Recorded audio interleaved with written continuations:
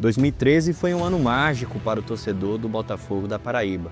Esse time do Belo marcou gerações, revelou novos ídolos e conquistou o primeiro título nacional da história da Paraíba, o Campeonato Brasileiro da Série D.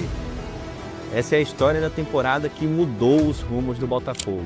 Meu nome é João Pedro Gomes e agora vamos acompanhar como um time que não conquistava o Campeonato Paraibano há 10 anos superou todas as expectativas e transformou o ano de 2013 em um dos mais vitoriosos da história da Paraíba. Se você quer acompanhar mais histórias como essa do Belo e outros vídeos aqui do canal, se inscreve para apoiar o nosso projeto e a gente poder dar continuidade para ainda mais vídeos e mais curiosidades aqui do futebol regional e nacional. O Belo é o maior campeão do Campeonato Paraibano com 30 títulos e manda seus jogos no estádio Almeidão, em João Pessoa. O Botafogo da Paraíba vivia uma década de espera. O torcedor alvinegro da Estrela Vermelha não sabia o que era ganhar um título desde 2003. Nesse período de seca, o Botafogo foi vice do Paraibano 2 vezes, nos anos de 2006 e 2010. Nas outras temporadas, a equipe sequer chegou na final do estadual. Mas em 2013, tudo ia mudar. Depois do técnico Pedro Manta pedir para deixar o time, a diretoria do Belo foi atrás de um velho conhecido do torcedor paraibano. E o diretor de futebol do clube, Ariano Vanderlei, acaba de confirmar a contratação de Marcelo Vilar para ocupar o cargo de técnico do Belo para 2013. Marcelo Vilar era a cara do 13. O novo treinador se firmou na Paraíba atuando no maior rival do Botafogo. Foram 3 anos consecutivos no comando do Galo da Borborema, onde conquistou títulos estaduais. O novo comandante, agora botafoguense, teve carta branca para montar o elenco e mesclou jovens da base com alguns jogadores experientes no futebol nordestino e do Sudeste.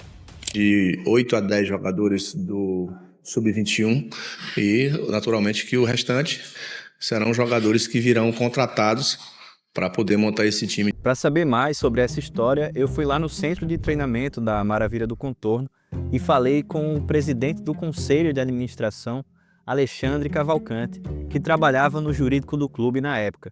E foi um ano de muita dificuldade, né? Era um período que a gente vinha muito tempo sem ser campeão e as dificuldades financeiras eram enormes.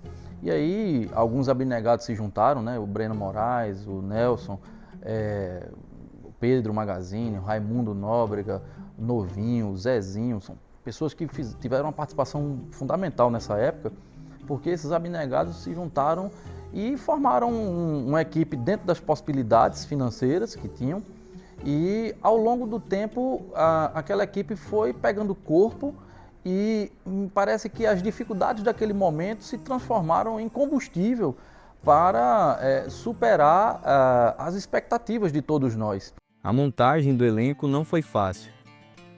Para o início da temporada, o Botafogo apresentou um elenco com alguns jogadores que futuramente iriam se firmar na equipe, como o goleiro Genivaldo, o volante Hércules e o lateral Ferreira.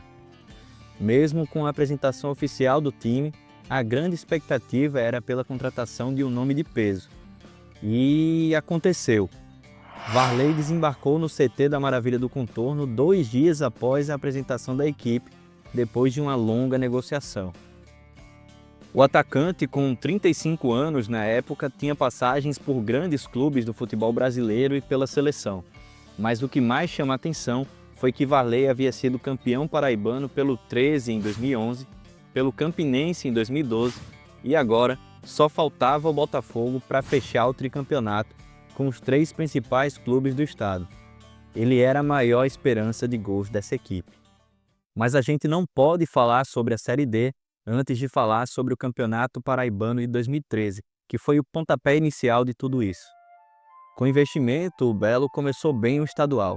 Foram 14 jogos, sendo 10 vitórias e 4 empates, o que levou à classificação antecipada para as semis do Campeonato Paraibano. O Botafogo encerrou o primeiro turno do estadual invicto, levantando um troféu simbólico de campeão, mas que já avisava o que estava por vir. Na semifinal, o Botafogo atropelou o CSP e vinha embalado para enfrentar o 13 na grande final. Parecia que esse ano era do Botafogo, que o jejum finalmente ia acabar. Varley era o artilheiro isolado da competição e guiava a equipe junto de outras peças importantes como Genivaldo, Ferreira e Doda. Mas era necessário ficar atento. Com o maior número de pontos que o Botafogo no geral, o 13 entrou em campo podendo empatar no somatório dos 2 jogos para ser campeão. O primeiro jogo da final seria no Almeidão, em João Pessoa, e a volta no Amigão, em Campina. Por isso, era importante fazer o resultado em casa para chegar mais tranquilo para o segundo jogo. Mas isso não foi o que aconteceu. O Botafogo da Paraíba teve posse, criou e bombardeou o gol do goleiro Beto. Em noite inspirada, o arqueiro 13ano foi o melhor em campo e a sua atuação foi coroada pelo gol de um jovem com um nome bem estranho, Birungueta. Fez 1-0 para o Galo no primeiro jogo da decisão. Com esse resultado, o 13 poderia perder por até 1-0 em Campina Grande, que ainda seria campeão. Mas foi aí que o Botafogo realizou uma das maiores viradas da história do Campeonato Paraibano. Reunidos antes da partida, o técnico Marcelo Villar fez um discurso emocionante. Vocês acreditam? Eu acredito! Após um primeiro tempo sem gols e depois de levar pressão no início do segundo tempo, o Belo foi para cima. Tinha que ir se quisesse ser campeão. E conseguiu, marcou 2 gols, um aos 22 minutos do primeiro tempo com Vanderlei e outro aos 26 nos pés de Hércules, um golaço. E mesmo com o resultado que lhe dava o título, não recuou. Permaneceu jogando para frente e mesmo correndo riscos, seguiu atacando. Já nos acréscimos, liquidou a tarefa. De pênalti, Ferreira fez 3-0 e sacramentou a volta do clube ao hall de campeões paraibanos. Botafogo foi com todos os méritos campeão e resta agora parabenizar a todos que fizeram o grupo e comemorar e já pensar na quarta-feira, na estreia contra a Ferreira. Agora a gente vira um pouco a chavinha e já vai para a Série D. Depois de um campeonato paraibano bem sucedido, campeão, fim de jejum, o desafio era ainda maior: disputar uma Série D do Campeonato Brasileiro, que é o torneio mais imprevisível e difícil do país. Eram 40 clubes divididos em 8 grupos de 5, um verdadeiro calvário. São 8 confrontos na fase de grupos e cada time se enfrentava 2 vezes. Apenas os 2 primeiros de cada grupo avançavam. A caminhada até o acesso ainda exigia que a equipe chegasse até a semifinal para ficar entre os 4 melhores e subir para a Série C. E o Botafogo começou a fase de grupos bem devagar. 1-1 contra Juazeirense fora de casa e empate também 1-1 com o Sergipe no Almeidão. Se o Belo quisesse ficar entre os 2 primeiros do grupo, precisaria de uma campanha bem melhor que essa. 2013 foi o ano da Copa das Confederações e por isso o campeonato da Série D teve uma pausa. E esse foi o principal divisor de águas. A partir daí, o Botafogo se reforçou com 8 nomes que mudariam o rumo da temporada. Chegaram o zagueiro Marcel, o uruguaio Mário Larramendi, o volante Pio, o maestro Lenilson e os atacantes Fausto, Paulinho Macaíba, Rafael Aidar, guarda esse nome, e Romarinho. Com os reforços, o treinador Marcelo Villar optou por mudanças no time e formou o que seria o esquadrão que ficou na memória de todo torcedor. Com isso, a formação considerada titular do Botafogo passou a ter Hemerson no gol, Ferreira, Marcel, André Lima e Celico, Zaquel, Pio, Doda e Lenilson, Rafael Aidar e Fausto no ataque. Depois de 2 jogos sem vencer, a primeira vitória finalmente saiu na 3ª rodada contra o CSA no estádio Rei Pelé em Alagoas. A expectativa das torcidas em relação a esse jogo era grande. Os times contrataram durante o recesso e treinaram por quase 30 dias, prometendo uma boa apresentação. O primeiro tempo foi equilibrado, com uma chance real para cada lado, mas as equipes ficaram devendo. No segundo tempo, num lance de contra-ataque, o Belo abriu o placar com o gol de Rafael Aidar e venceu a partida. E esse jogo aí, com certeza, me recordo dele com carinho. Até hoje, às vezes eu fico olhando o gol lá, não foi só um gol, né? Foi um gol bonito e onde pôde nos dar bastante confiança e para o restante da competição. Na próxima rodada, o Botafogo enfrentou o Vitória da Conquista da Bahia em um Almeidão debaixo de chuva. O Belo bateu a equipe por 2-0 com 2 gols de Lenilson, que já mostrava que seria uma das principais peças do time, se consolidando como o maestro.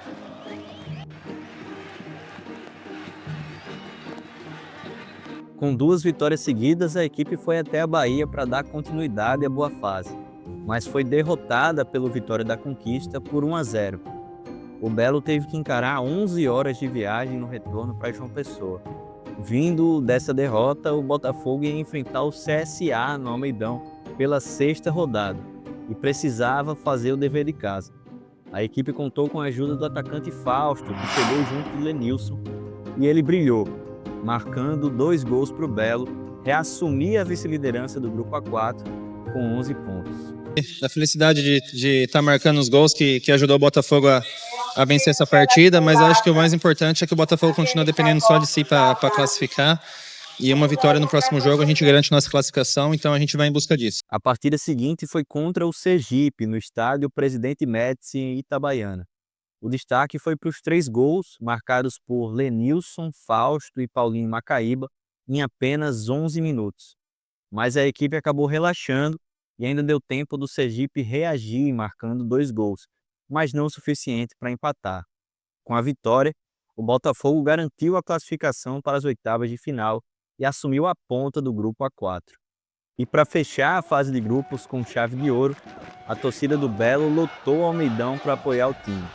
A expectativa era de um jogo fácil para o Botafogo contra o Juazeirense, isso porque a equipe já não tinha mais chance de classificação. A suposta facilidade, no entanto, não aconteceu. Ainda assim, o Botafogo chegou ao primeiro gol num golaço de Lenilson, que foi eleito o melhor da semana. Gol de placa no Almeidão. Mas não deu nem para a torcida comemorar. Na saída de bola, o Juazeirense chegou ao empate através de Deon, que aproveitou uma das muitas falhas da zaga reserva do Botafogo. E justamente quando o time paraibano estava melhor em campo, veio a virada do Juazeirense. O meia Silvestre cruzou para Júlio marcar o segundo, e os mais de 6.000 torcedores botafoguenses pareciam atônitos com o resultado, que perdurou até o fim da primeira etapa. Na base do abafa, o Botafogo achou o gol de empate. Aos 7 minutos, na única bola que recebeu em condições de marcar, o artilheiro Fausto não desperdiçou e deixou tudo igual, 2-2. Varley entrou aos 41 minutos e acabou mudando a partida. A bola sobrou para Varley, que deu passe na medida para Everton desempatar. Era o gol que a torcida estava esperando para explodir nas arquibancadas.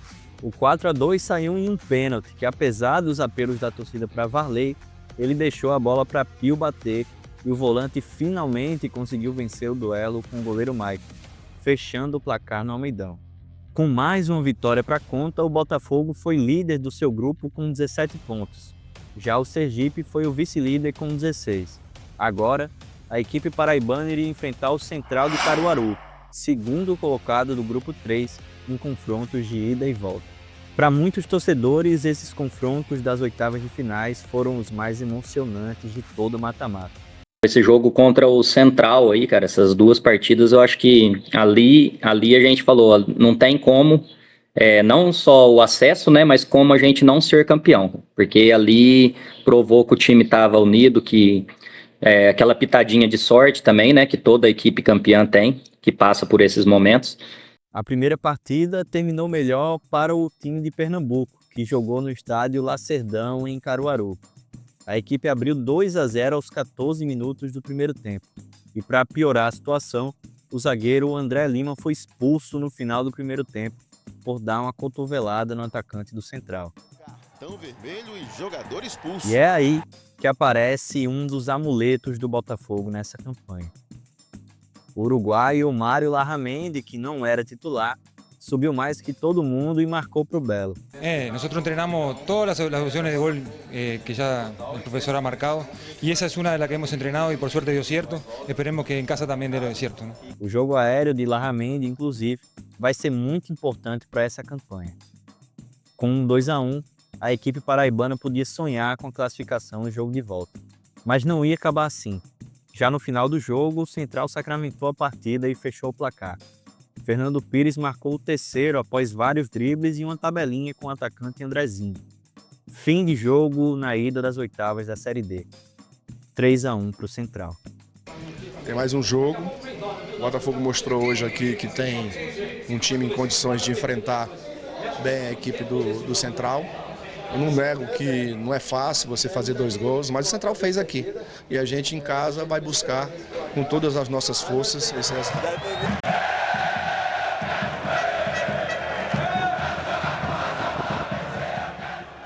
E para esse jogo, o Botafogo da Paraíba teria que reverter o placar. Com o apoio da torcida, o Belo começou pressionando muito e aos 25 minutos abriu o placar com o gol de cabeça do volante Pio. 5 minutos depois, Lenilson aproveitou uma confusão na área e soltou uma bomba para ampliar. Era um 2-1 que fazia o estádio Almeidão balançar e o torcedor voltar a sonhar com acesso. De repente, o Botafogo parou. Com o resultado que lhe classificava, ele se acomodou e pouco depois perdeu o craque Lenilson por uma lesão. A equipe conseguiu diminuir aos 19 minutos após um cruzamento na área, onde Ítalo subiu mais do que a zaga do Belo e fez 2-1. Esse resultado colocava o Central nas quartas de final. Com a desvantagem, o Belo voltou a atacar. Foi aí que brilhou a estrela do amuleto do Belo. Aos 38, com a falta, Pio ajeitou a bola de forma cuidadosa e colocou na cabeça do uruguaio Mário Larramendi, que entrava no início da etapa final.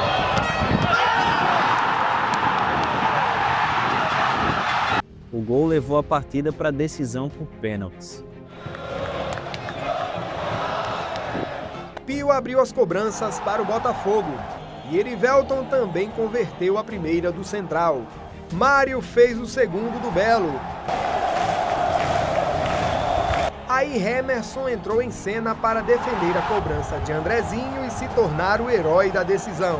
Fábio Neves, Marcelo Pinheiro e Chinho converteram as cobranças seguintes. E Fausto carimbou o passaporte pessoense para as quartas de final da competição.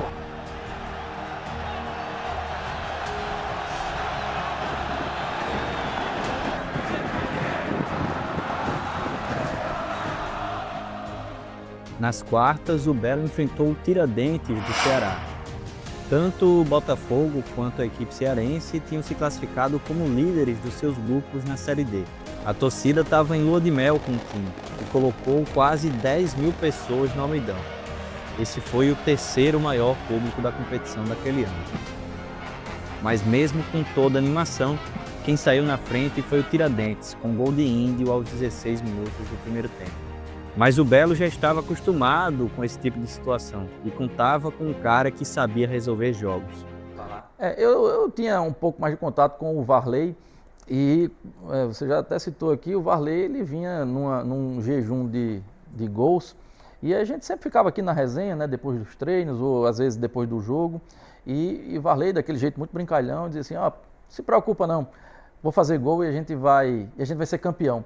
E a gente escutava muito isso dele, ele repetia muito isso. Nós vamos fazer gol hoje e a gente vai ser campeão. E era quase que um mantra isso, né? Então isso me marcou muito, né? Esse bastidor da confiança que o Varley tinha e passava para todos nós. Capitão e peça fundamental na campanha do título estadual do Belo, Varley havia perdido espaço na Série D. Fausto virou titular e vinha fazendo boas partidas com gols importantes. Mas quando as coisas não estavam funcionando, o W9 sempre estava lá. Varley entrou no intervalo e logo aos 5 minutos empatou a partida, após um grande passe de Pio. A dupla funcionou novamente aos 32. Pio bateu uma falta, cruzou na área e Varley deu um leve desvio, virando o placar.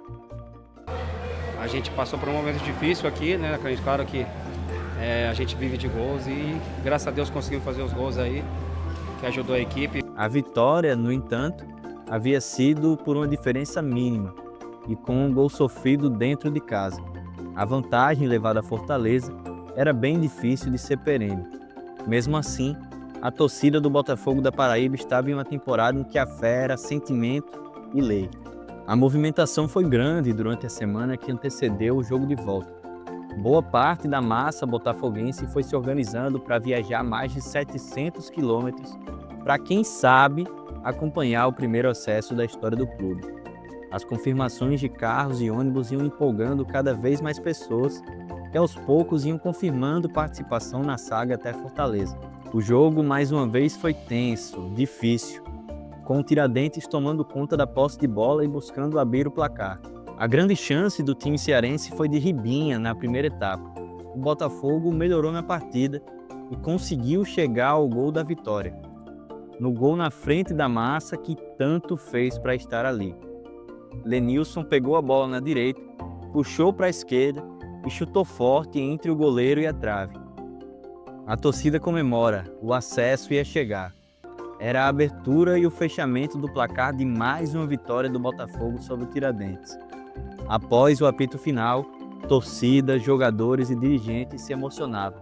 Juntos, eles sabiam que tinham feito história. Nessa reta decisiva, o time se superou em diversos momentos e conseguiu um acesso merecido.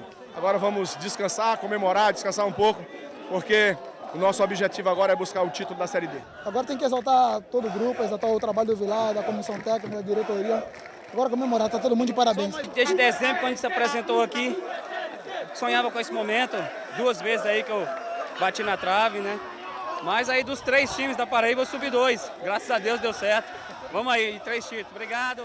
E vamos comemorar. Com o acesso garantido, se enganou quem achou que o Botafogo ia relaxar. Mesmo fora de casa, o time foi para cima e não demorou para fazer o primeiro gol contra o Salgueiro pelas semifinais. No último minuto do primeiro tempo, o Salgueiro chegou ao empate em um lance polêmico. Os jogadores do Belo reclamaram que a bola tinha saído, mas a assistente mandou o jogo seguir e o Carcará fez o gol de empate. O placar continuou empatado até os 17 minutos, quando o Botafogo tinha uma falta para cobrar em direção à área. O técnico Marcelo Vilar promoveu a entrada do experiente Varley, que chamou a atenção de toda a defesa adversária e abriu espaço para que Isaías pudesse aparecer sozinho e completar para o gol. 2-1 Botafogo. Quem nunca foi no final de campeonato brasileiro, Série A, B, C ou D, pode se preparar, velho. Porque é foda, porque se você sabe usar uma costa aqui, você vai ver depois. Porque nós vamos chegar numa final, porque uma final de campeonato é foda. Nós não vamos sair disso aqui, nós construímos tudo. Ninguém vai jogar, ninguém vai tomar essa porra da gente aqui não.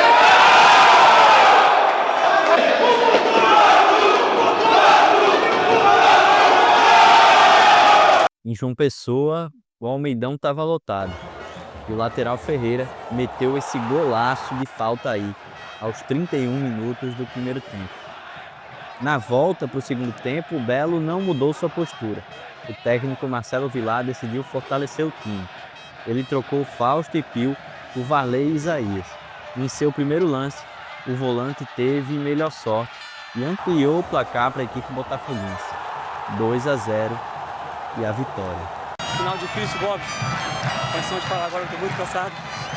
Mas graças a Deus conseguimos o objetivo.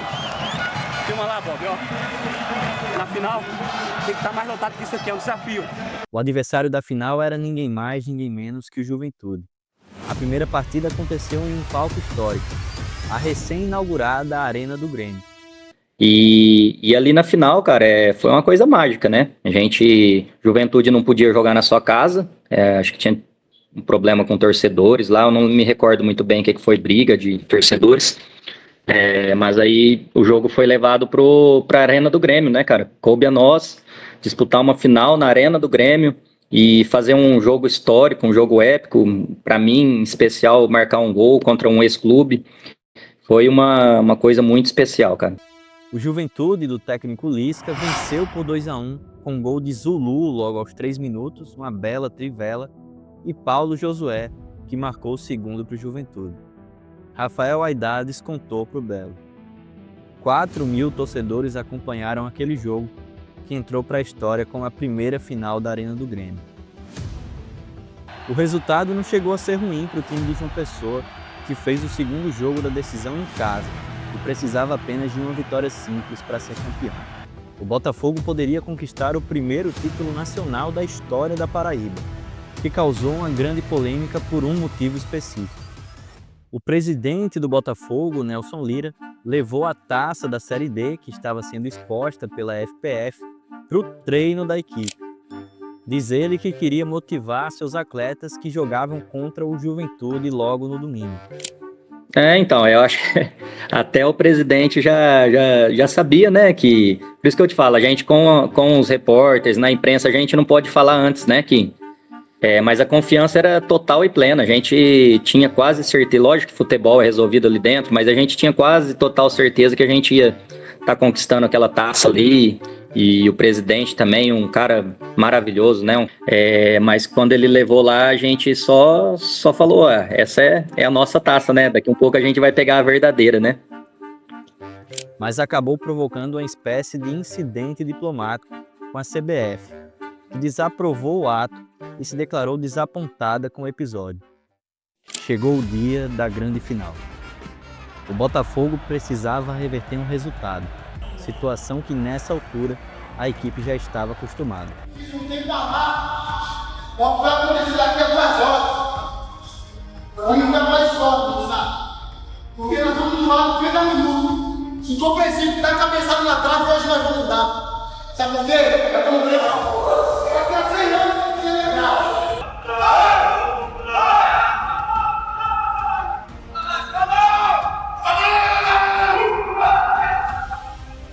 O Almeidão virou um verdadeiro caldeirão. Mais de 20 mil torcedores lotaram o estádio, o maior público da Série D de 2013. O clima era de festa, tinha mosaico e forró do lado de fora do gramado.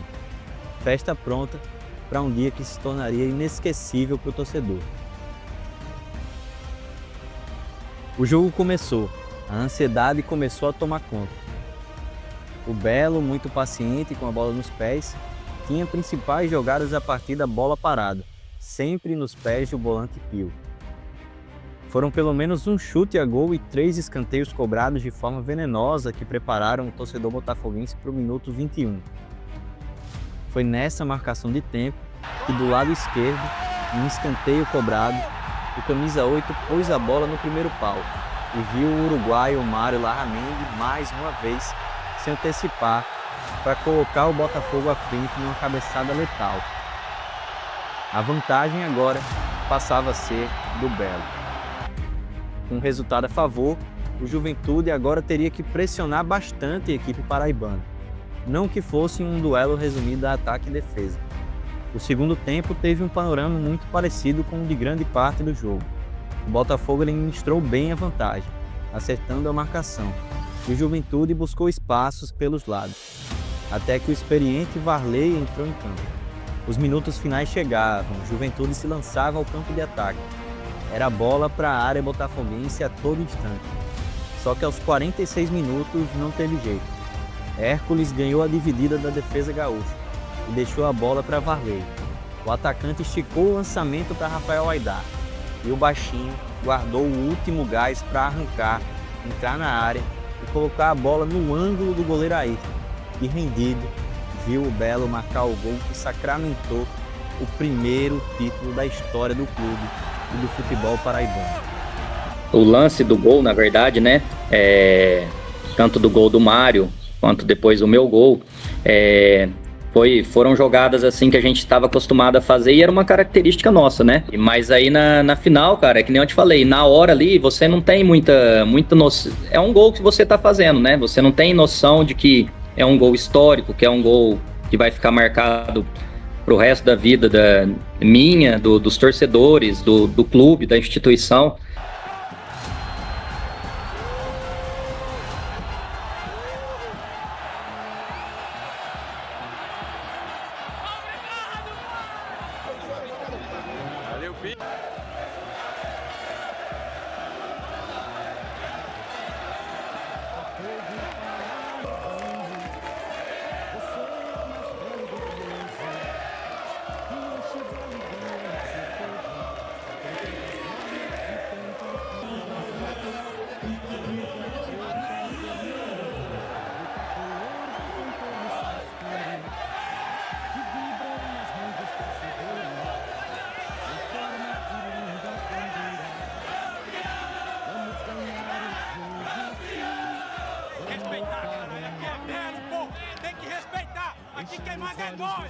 Esse objetivo. Agora é comemorar, entrar de fora, comemorar. Essa estrela voltou a brilhar e que nunca mais ela volte a se apagar. 2 meses depois da conquista, o zagueiro Mário Larramendi retornou de empréstimo ao Novo Hamburgo e passou por um grande problema. Com um tumor ósseo na cabeça do fêmur da perna esquerda, ele precisava de R$30 mil para custear uma cirurgia. E desesperado, ele usou as redes sociais para colocar à venda a medalha que recebeu pelo título da Série D e escreveu na legenda: "Preciso urgentemente de dinheiro para pagar a cirurgia. Agradeço por todas as ofertas." Depois de uma semana, a torcida fez campanha e o governo da Paraíba se disponibilizou a arcar com a cirurgia do atleta. No fim, ele não precisou vender a medalha. Nos de ossos, a gente já faz esse tratamento para a população comum, através do SUS, ou por demandas judiciais ou demandas administrativas, e que sim havia viabilidade de tratar, tanto por questão de equipe médica, quanto infraestrutura, quanto material adequado para o procedimento. Do título histórico de 2013 até aqui, o Botafogo da Paraíba mudou, e muito.